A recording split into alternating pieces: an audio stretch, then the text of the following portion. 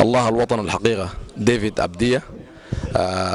شكرا جزيلا للرفاق في إدارة قناة المقرن، وأنا أفتكر أنه هذه فكرة رائعة جدا وفكرة جيدة في إطار توحيد الشعب السوداني.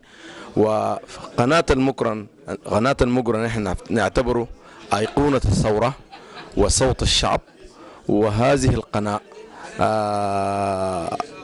راح تجمع كل الشعب السوداني وتوحد كلمة الشعب السوداني وتوحد الوجدان الشعبي السوداني من أجل إرساء دعائم الحرية والديمقراطية ودعائم الأخاء والود بين السودانيين، وسيكشف كل زيف الأنظمة التي تعاقبت على الحكم في السودان.